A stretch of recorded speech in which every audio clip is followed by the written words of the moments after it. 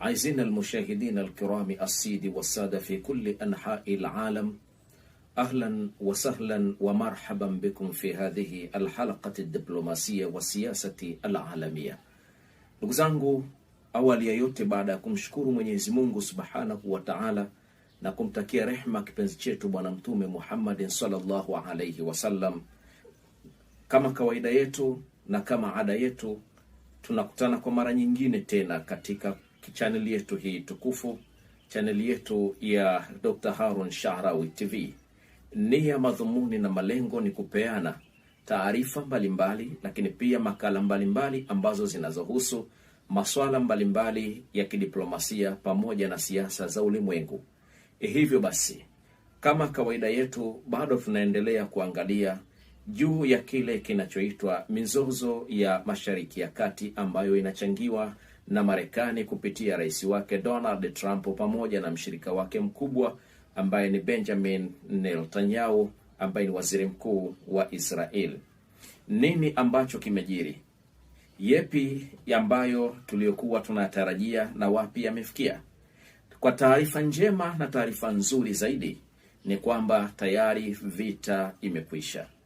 Lakini sio kwa maana ya kukamilika kwa kuisha kwake, bali ni kwamba vita hivyo vimestopishwa.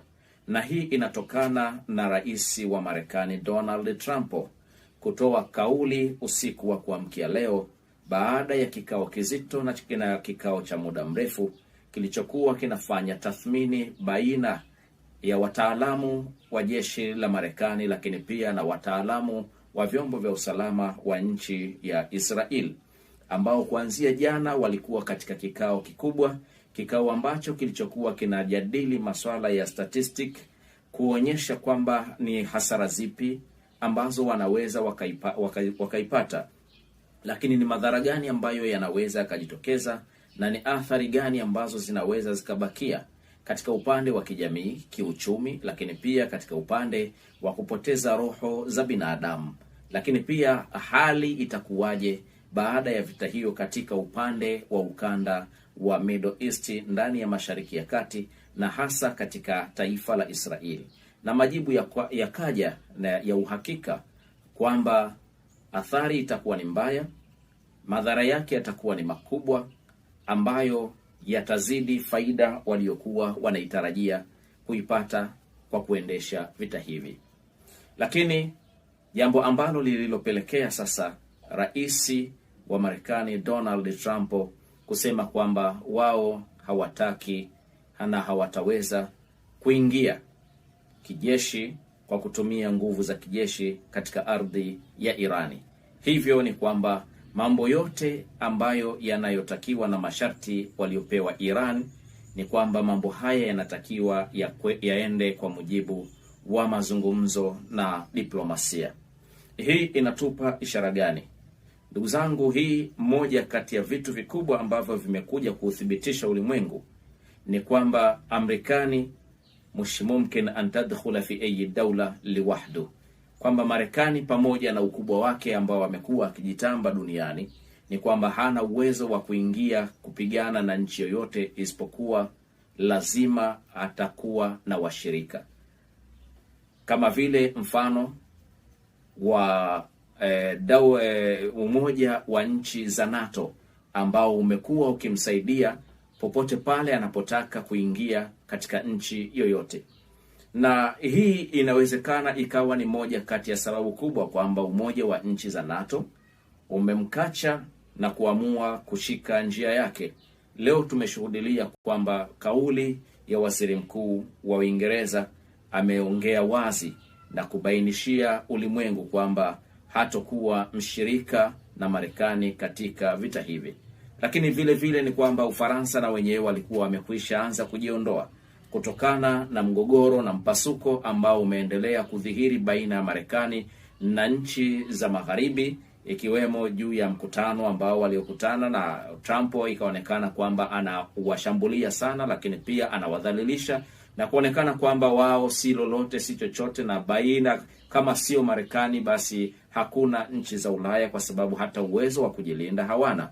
Hii ni sababu ya kwanza. Lakini sababu ya pili ni kutokana na Marekani kutaka kuvamia kisiwa cha Greenland kwa makusudi na kukipokonya katika mikono ya Denmark kwa kutumia mabavu na kutumia nguvu zake, akiwadharau washirika wake wa NATO. Lakini pia sehemu ya pili ni kwamba hii inathibitisha kwamba Daulatul Iran mushi daulatu sahla, kwamba taifa la Irani sio taifa lepesi kama ambavyo wao walivyokuwa wanatarajia. Sio taifa ambalo walilokuwa wanadhani mfano wake kwamba linaweza likawa kama vile mfano wa nchi ya Venezuela, ambayo wanaweza wakaingia sehemu yoyote na kumchukua rais wa nchi hiyo kama ambavyo walivyofanya kwa rais wa Venezuela Maduro. Irani ni taifa kubwa. Irani ni taifa ambalo lina historia ndefu.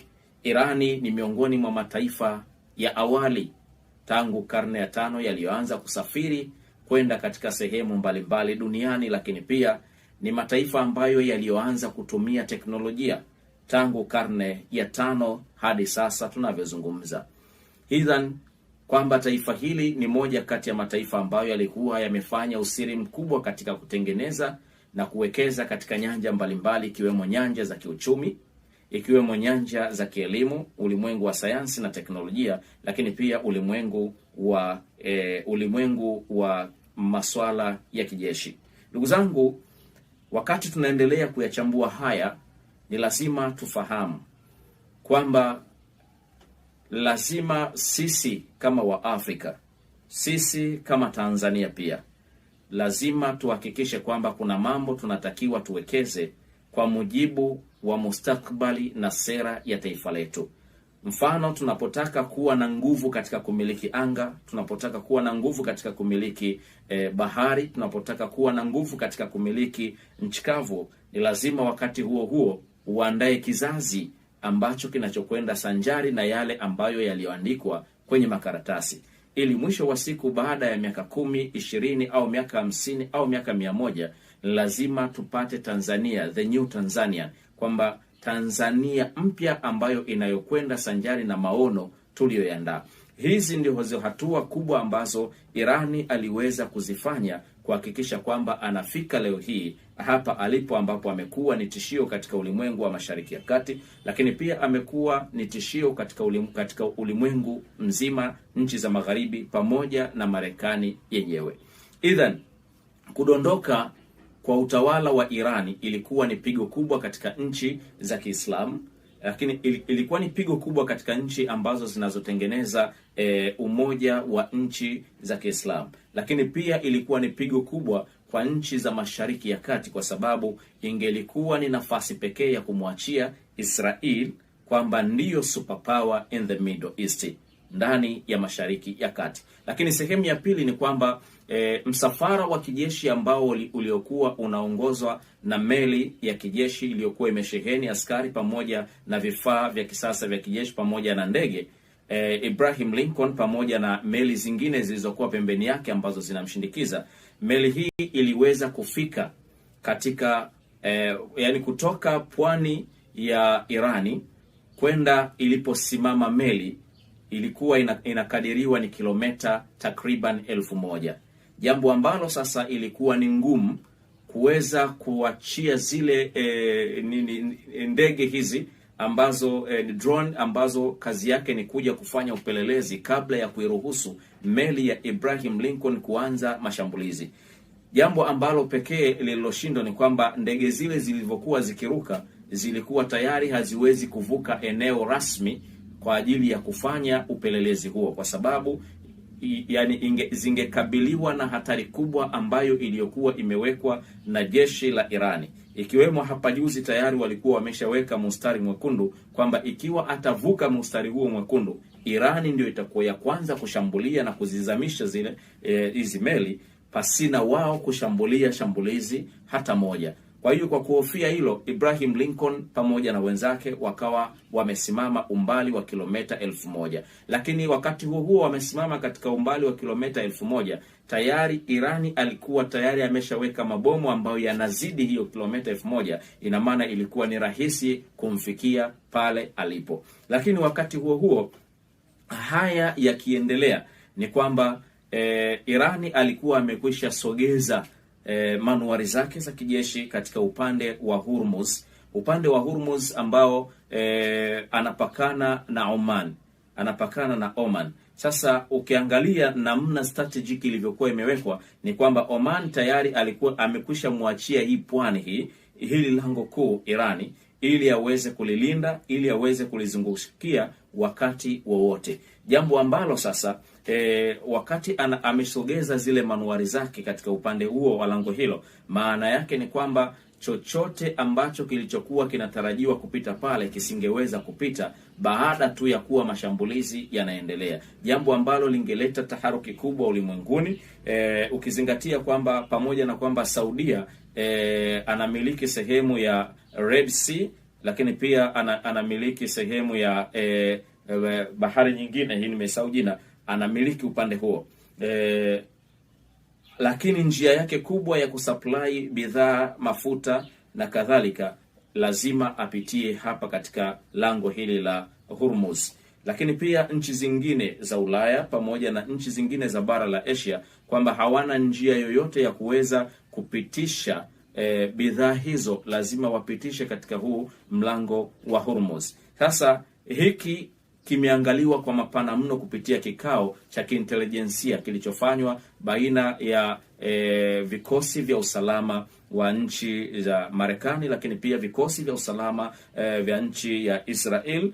Vimebaini kwamba mgogoro huu utakuwa ni mgogoro mkubwa sana ambao utaleta madhara makubwa sana, ambayo madhara hayo hayatolingana na faida waliokuwa wanaitarajia. Lakini the same time kwamba wakati huo huo jambo ambalo limesababisha vita hivi vistopu ni kutokana na teknolojia ya uvumbuzi wa makombora ya masafa marefu, ambayo makombora hayo yanasadikika yana uwezo wa kusafiri kwa kilomita 12,000. Yani yana uwezo wa kusafiri kutoka Iran kwenda mpaka Washington, kwenye kitovu cha Washington kwa dakika takriban 25. Lakini pia wakati linasafiri haliwezi, ni kombora ambalo linakwenda linajibadilisha katika aina tofauti tofauti, lakini pia halikosei target, lakini pia halionekani kwenye rada, lakini pia lina uzito wa takriban tani 15. Unaweza ukaona namna gani ukubwa wake ulivyo, na iwapo litatua katika Washington itakuwa ni habari nyingine. Kwa hiyo Marekani ameangalia haya kwa mapana kwamba inakuwaje aliangamize taifa lake, kwa sababu Irani walichokuwa wanasubiri ni wao kuanzisha tu ile papo, hata mlio wa risasi, halafu haya makombora ndiyo ambayo yangelifata. Unadhani ghasia yake ingelikuwaje? Lakini pia madhara yangelijitokeza zaidi kupitia mshirika wake wa Israel, lakini pia katika kambi zote ambazo zipo katika kambi zote za Marekani ambazo ziko katika nchi za Mashariki ya Kati. Mwirani alikuwa ameshatangaza rasmi kwamba atazipiga kambi hizo. Ndugu zangu, hatuombei vita kama ambavyo tulivyokuwa tunasema kwamba hatuombei vita, na Mwenyezi Mungu aiepushe kutokana na hali hii ya utandawazi, globalization, kwamba madhara ambayo yangelipatikana kule basi moja kwa moja yangelirejea mpaka huku kwetu. Lakini hii inathibitisha sasa kwamba Irani sio taifa jepesi. Irani sio taifa la kubezwa. Irani sio taifa la chini, bali Irani it will come to be a superpower in the Middle East. Irani anakuja kuwa ni superpower ndani ya Mashariki ya Kati. Jambo hili la kustopishwa kwa vita hivi, kuna mambo makubwa mawili ambayo yanaweza kujitokeza. Sehemu ya kwanza ni kuipandisha Irani kutoka sehemu iliyopo kwenda sehemu ya juu zaidi, na kujihakikishia kwamba yeye ndiyo superpower in the Middle East. Jambo ambalo hata Waarabu pia ambao pia walikuwa wanajaribu kumsaliti Irani, na wao watashtuka na wataanza kujitengeneza vizuri na kujiimarisha. Lakini hii inaweza ikawa ni njia bora zaidi ya kuyafanya mataifa mengine ya Waarabu kuhakikisha kwamba na wenyewe wanatengeneza nguvu kubwa ili kuweza kwenda sanjari na Irani au kumzidi Irani kwa kupitia uchumi ambao walionao, lakini pia kutengeneza nguvu bora za kijeshi na kuwekeza katika masuala ya kijeshi zaidi. Na hii inaweza ikapelekea kwamba Saudia ana uwezo wa kumiliki nyuklia, lakini pia sio kwa kutengeneza, bali anaweza akainunua kutoka Pakistani au Russia. Lakini pia ikitokea Saudia ana uwezo wa kumiliki nyuklia, basi maana yake Masri na yeye lazima amiliki nyuklia, kwa sababu na yeye pia ni mkubwa katika upande wake ndani ya Mashariki ya Kati au katika ule umoja wa nchi za Kiarabu. Lakini ikitokea kwamba Irani ana uwezo wa kumiliki nyuklia, Uturuki na yeye hatakubali, na yeye lazima atamiliki nyuklia, kwa sababu na yeye pia ni mkubwa ndani ya Mashariki ya Kati. Maana yake ni nini? Kinachokuja kutengenezwa hapa ni kutokuwa na mbabe ndani ya dunia yetu, lakini pia ni kutokuwa na mbabe mmoja ndani ya Mashariki ya Kati. Na kiukweli hasa taifa la Iran ni moja kati ya mataifa ambayo hayajatangaza kama ana nyuklia, japokuwa nadharia ya mlango wa nyuma, kutokana na hiki kinachoendelea, ni wazi kwamba hawa wanamiliki nyuklia. Sasa katika sura ya namna hiyo, Irani kwa muda mrefu hajawahi kumchokoza mtu, Irani hajawahi kumpiga mtu, Irani hajawahi kumwonea mtu. Lakini taifa la Israeli ambalo ndilo linataka kuwa superpower in the Middle East, limekuwa ni taifa ambalo linaishi kibepari, limekuwa ni taifa ambalo linaishi kitemi, limekuwa ni taifa ambalo linaongoza mauaji makubwa ndani ya Mashariki ya Kati, limekuwa ni taifa ambalo kazi yake ni kuzua mizozo kwa mataifa mengine na kuvamia mataifa mengine, jambo ambalo Irani hajawahi kufanya jambo la namna hilo. Lakini wakati Irani hana nyuklia hata moja katika sura ya nje, tayari Israel ana nyuklia zaidi ya 75, inakadiriwa zaidi ya 75 mpaka 400. Anazo nyuklia hizo, anazimiliki. Hii maana yake ni nini? Maana yake ni kwamba vita hii ambayo tunayoiona leo ni vita ambayo imebeba maslahi mawili. Sehemu ya kwanza ni sehemu ya masuala ya kiuchumi, lakini sehemu ya pili ni sehemu ambayo inayohusu masuala ya nani atakuwa mkubwa in the Middle East, lakini pia katika upande wa masuala yanayohusu imani, maana itikadi kwamba Waislamu hawatakiwi kuwa na nchi yoyote ya Kiislamu inayotakiwa kuwa juu zaidi ya nini? Zaidi ya Muisraeli, kwamba yeye peke yake. Na hii inatokana na nini? Kwamba Ulaya tayari hawawataki Waisraeli, hawawataki Wayahudi. Sasa ikiwa kwamba Mayahudi huku watafukuzwa, maana yake watarudi Ulaya. Wanaporudi Ulaya, maana yake hawa kazi yao ni kuanzisha migogoro popote watakapokuwepo. Ikumbukwe kwamba hawa ndio waasisi wakubwa kupitia family ya Rothschild ambayo iliyoasisi ambayo iliyokuwa imeshika uchumi wa nchi hizi. Yenyewe ndiyo ilikuwa ya kwanza kuanzisha vita ya kwanza ya dunia, lakini pia ndio walikuwa wa kwanza kuanzisha vita ya pili ya dunia. Hiki ambacho kinachoendelea leo, maana yake kama sio kikao hiki kufanya tathmini hii na Trump kuchukua haya maamuzi, maana yake palikuwa kuna kwenda kutokea vita ya tatu ya dunia. Kwa sababu gani? Kwa sababu tayari Mchina na Mrusi walikuwa wamesha join nguvu zao na kujiweka wazi kwamba wataisaidia Irani, jambo ambalo sasa lingeenda kuanzisha vita kuu ya tatu ya dunia, kwamba kuingia kwa Mrusi na kuingia kwa Mchina ndani ya Mashariki ya Kati na kumsaidia, tayari ilikuwa inaonyesha hii ni vita kuu ya tatu ya dunia. La mafarra laha, palikuwa hakuna pa kukimbilia. Lakini pia sehemu nyingine ambayo imepelekea Marekani kustopisha vita hivi na uvamizi huu ni baada ya kuona kwamba kumefanyika mazoezi makubwa ya umoja wa nchi tatu baina ya Irani, China pamoja na Mrusi, mazoezi makubwa ya kijeshi ambayo yamefanyika hapo jana kwa pamoja, jambo ambalo limemwogopesha Marekani na kusema kwamba hapana, ni lazima tustopishe vita, na yote haya ya ambayo tumeyaweka yatakuja kwa njia ya masuala ya diplomasia. Yaani mambo yanayozungumzika. Donald Trump ameufyata mkia, na hii inaonyesha wazi kwamba hakuna sehemu yoyote Marekani amefanikiwa kufanya operation akiwa peke yake, bali atategemea Uingereza, atategemea Ujerumani, lakini pia atategemea Ufaransa.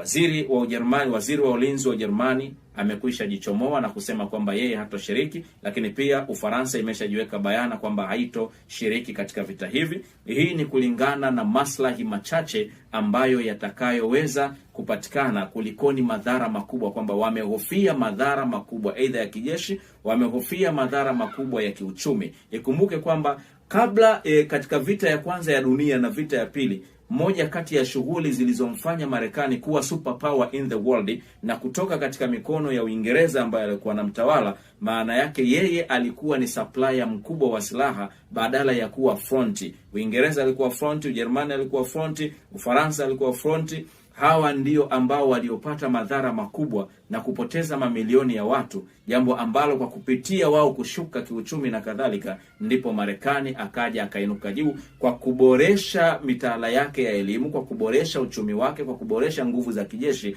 na hatimaye akaweza kujitengenezea kuwa superpower in the world. Sasa usuperpower leo umekwisha. Usuperpower hakuna tena duniani. Usuperpower tayari umekwisha fichuka. Siri iliyokuwepo duniani sasa ni kwamba tunaingia katika ulimwengu wa wababe wengi ambao utakuwa hauna mmiliki rasmi, na hii ndio itapelekea dunia yetu kutulia, dunia yetu kuwa salama, dunia yetu kila mmoja apate maslahi yake kwa mujibu wa kanuni zake. Ndugu zangu, tuendelee kukumbushana, hakuna jambo bora kama kuwekeza katika rasilimali watu. Hakuna jambo bora kama kuwekeza katika rasilimali jeshi. Hakuna jambo bora kama kuwekeza katika ulimwengu wa sayansi na teknolojia, kwa sababu ndiyo mahitaji ya dunia tunayo kwenda nayo. Asante.